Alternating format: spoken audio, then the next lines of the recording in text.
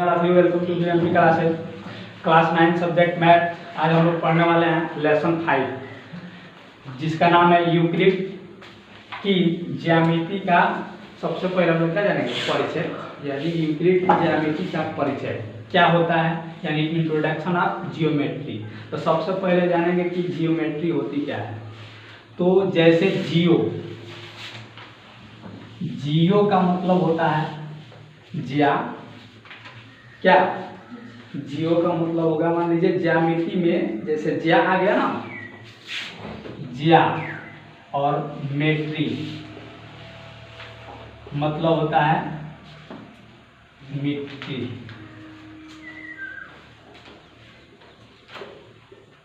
ज्या का मतलब पृथ्वी, क्या हो, पृथ्वी।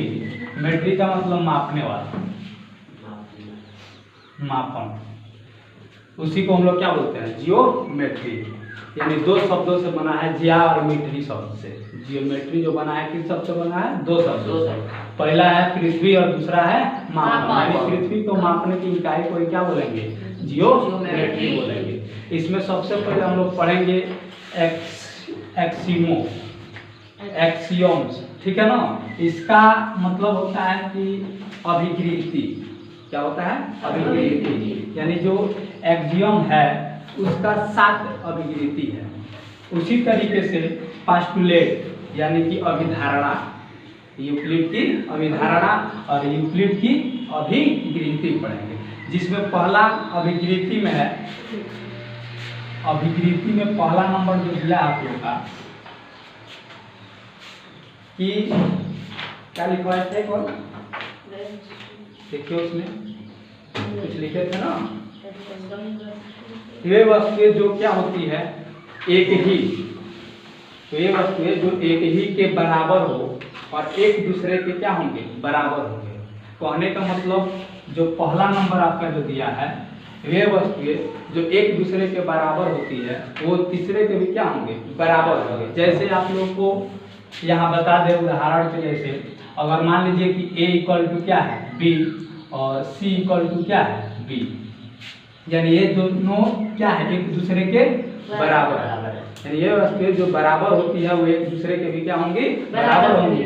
तो AC भी क्या होगा, a इक्वल टू c भी क्या होगा, बराबर होगा।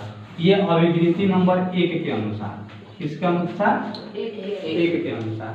दूसरा नंबर इसमें कह रहा है यदि बराबरों को बराबरों में जोड़ा जाए तो वो भी क्या होगा, पूर्ण भी उसका बराबर होगा। जैसे मान लीजिए अभिकृति नंबर 2, बराबरों को बराबरों में जोड़ा जाए तो पूर्ण भी उसका बराबर होगा। जैसे मान लीजिए यहाँ पे लिख दिया गया x इक्वल टू x, यानी ये दोनों बराबर है। इसमें हमने क्या कर दिया, y जोड़ दिया इधर भी और y जोड़ दिया इधर भी, तो ये दोनों क्या होंगे, दोनों बराबर। या अंकों में समझना है तो 5 इक्वल टू 5 प्लस का 2 इसमें जोड़ दीजिए, प्लस का 2 इसमें जोड़ दीजिए, तो 7 इक्वल टू क्या आ जाएगा, 7। यानी बराबरों को बराबर में जोड़ने पर, यानी इधर भी 2 और इधर भी 2, यानी दो क्या है, दोनों बराबर है। अब 5 भी क्या था, बराबर ही था। तो उसके जोड़ने के बाद भी उसका पूर्ण कितना होगा, बराबर ही होगा। तीसरा नंबर अभिकृति नंबर, यानी बराबरों को बराबरों में से घटाया जाए तो उसका अंतर भी क्या होगा, बराबर होगा। जैसे सेम इसी तरीके से समझ लीजिए 5 इक्वल टू 5, दोनों बराबर है। इसमें से माइनस हम क्या कर दे, 3 यानी बराबरों को बराबरों में से घटाया जाए तो उसका पूर्ण भी पूर्ण नहीं, अंतर उसका क्या होगा, बराबर होगा। यानी कि 2 इक्वल टू 2, समझ में आ रहा है। 5 इक्वल टू 5 दोनों बराबर, उसमें से -3 और -3 कर दिए तो 2 इक्वल टू 2। अभिकृति नंबर 3, इसमें अभिकृति नंबर 3 जो कह रहा है पहला दूसरा तीसरा चौथा होगा। ये पहला था, ये तीसरा है, ये देखिए चौथा। इसमें जो है ये वस्तुएं जो परस्पर संपाती हो एक दूसरे के भी बराबर होते हैं। संपाती का मतलब क्या समझ रहा है, कोई भी वृत्त लीजिए, बड़ा छोटा, और इसमें से जो मान लीजिए यहाँ से यहाँ रेडियस है और इसका जो रेडियस है ये रेडियस, अगर दोनों का मान क्या है, सेम बराबर है, ये क्या होंगे, संपाती बराबर है।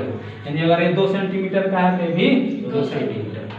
देखने में फिगर छोटा है लेकिन जितना मात्रक इसका है उतना ही मात्रक इसका है, तो उसका क्या होता है, संपाती होता है।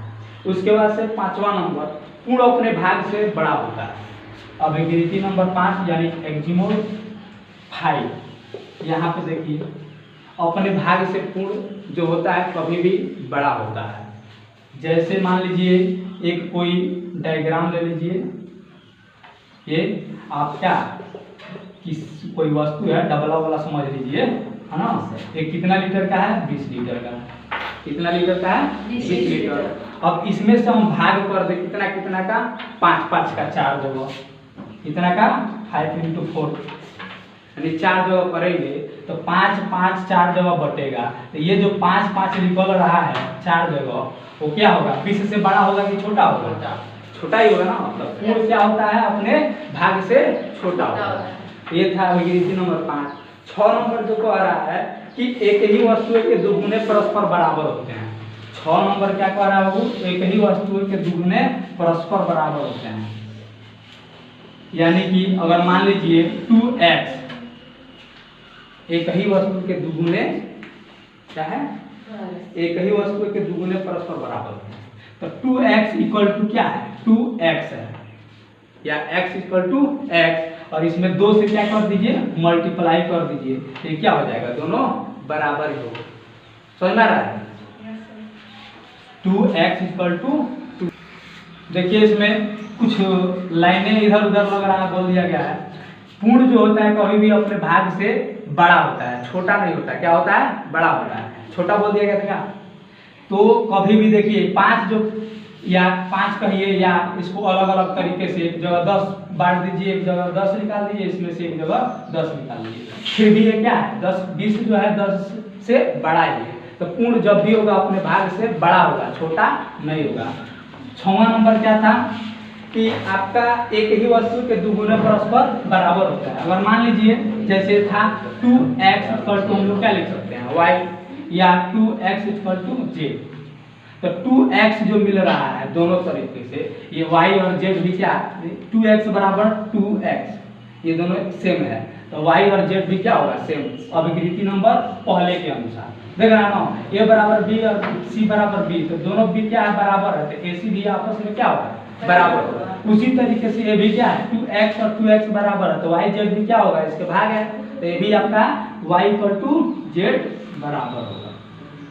अभिकृति नंबर लास्ट, यानी कि 7 अभिकृति थी, जिसमें से 6 हम लोग क्या कर चुके? कंप्लीट कर चुके। एक ही वस्तुओं के आधे परस्पर बराबर होते हैं।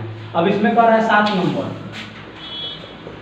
कि एक ही वस्तु के आधे परस्पर क्या होते हैं? बराबर होते हैं। मान लीजिए कोई वस्तु है 1.22 AB लिख दीजिए = क्या? zx। 1.2 AB = zx, तो 1/2 AB = yz। zx या xz का नाम सही से रखा जाए, ठीक है ना। तो देखिए ये आधा xz के बराबर, ये आधा yz के बराबर, तो ये दोनों भी क्या होंगे? एक दूसरे के बराबर होंगे। समझ रहा है? यानी कि xz = yz, या 1/2 AB = 1/2 AB। ये भी आप अभिकृति नंबर लास्ट के लिए लागू कर सकते हैं। यानी आधा जो होता है एक दूसरे के वस्तुओं के भी बराबर आधे होगा, ठीक है ना। अब इसमें हम लोग पढ़ेंगे क्या? पोस्टुलेट, यानी कि अभिधारणा। अभिधारणा जो होती है 5 होती है। कितना होती है वो? 5। देखिए इसमें हम लोग एक्जिमो पढ़ लिए और पॉलिस्टेट बाकी है। पॉलिस्टेट यानी कि इसमें 5 पार्ट्स है। कितने पार्ट्स है? 5, जिसमें पहला कह रहा है यानी कि अभिधारणा। पॉलिस्टेट का मतलब क्या समझ रहा है? यूक्लिड का अभिधारणा, ठीक है ना। इसमें पहला एक बिंदु से एक अन्य बिंदु तक एक सीधी रेखा खींची जा सकती है, एक बिंदु से एक अन्य बिंदु तक। यानी एक बिंदु आपको यहाँ दी गई है, एक बिंदु यहाँ दी गई है, तो इस दोनों बिंदु को हम लोग क्या कर सकते हैं? एक सीधी रेखा खींच सकते हैं, ऐसे खींच सकते हैं ना। इसका नाम दे देंगे बढ़िया से AB, यानी कि ये अभिधारणा नंबर 1 है। दूसरा नंबर क्या कह रहा है? कोई दिक्कत इसमें? पहला में दूसरा कह रहा है कि एक शांत रेखा को अनिश्चित रूप से बढ़ाया जा सकता है। मान लीजिए एक रेखा दी गई है, क्या की गई है? एक रेखा दी गई है, इसको हम लोग डॉट डॉट करके एक शांत रेखा दी गई है, इसको हम लोग बढ़ा सकते हैं, कोई दिक्कत नहीं है। ठीक है ना। तो दूसरा नंबर कह रहा है अभिधारणा के अनुसार कि एक सीधी रेखा को, एक शांत रेखा को हम लोग क्या कर सकते हैं, आगे तक बढ़ा सकते हैं। तीसरा नंबर कह रहा है अभिधारणा कि किसी को केंद्र मानकर और किसी त्रिज्या से एक वृत्त खींचा जा सकता है। मान लीजिए यहाँ पे क्या है, एक केंद्र है, अब कोई भी एक त्रिज्या लीजिए प्रकार में और क्या कीजिए, एक वृत्त खींच दीजिए, वृत्त तैयार हो जाएगा। अभिधारणा नंबर क्या है कि चौथा क्या कह रहा हो कि सभी समकोण एक दूसरे के बराबर होते हैं। समकोण का मतलब 90 डिग्री। अब देखिए 90 डिग्री का मतलब कभी ऐसे आपको मिलेगा सीधा सीधा, कभी ऐसे मिलेगा, ठीक है ना, कभी ऐसे मिलेगा, लेकिन ये पूरा क्या है, एक दूसरे के 90 डिग्री पे है। क्या है बाबू, एक दूसरे के 90 डिग्री पे।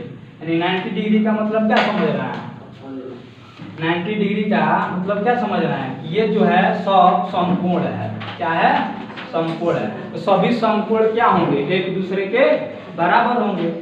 लास्ट अभिधारणा नंबर यूक्लिड का, इसमें थोड़ा सा बड़ा है, लाइन है, ध्यान से सुनिए। कह रहा है कि यदि एक सीधी रेखा दो सीधी रेखाओं पर गिरकर अपने एक ही ओर दो अंतःकोण इस प्रकार बनाए कि इन दोनों कोणों का योग मिलकर दो समकोण से कम हो, तो वे दोनों सीधी रेखाएं अनिश्चित रूप से बढ़ाए जाने पर उसी ओर मिलती है जिस ओर यह योग दो समकोण से कम होता है। कहने का मतलब एक दो लाइन दी गई है, एक लाइन है, ठीक है, इसमें आपको इस प्रकार से दो लाइनें दी गई है ऐसे।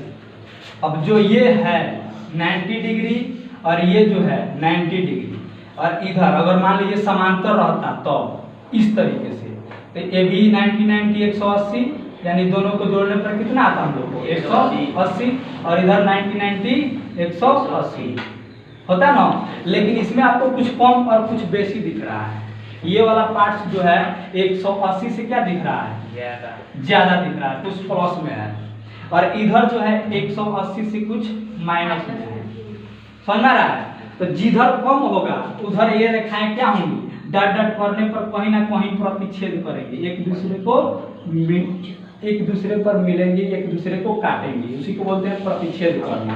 तो जिधर कम होगा 180 से, यानी दोनों कोण मिलने के बाद यानी 90 90, तो कितना हो जाएगा 180। तो जिस ओर कम होगा उधर रेखाएं दोनों आपस में मिलेंगी, जिस ओर ज्यादा होगा उधर रेखाएं फैलते जाएंगी, मिलेंगी नहीं। यही अभिधारणा नंबर क्या था आपका 5 था यूक्लिड का, और यही परिचय भी था।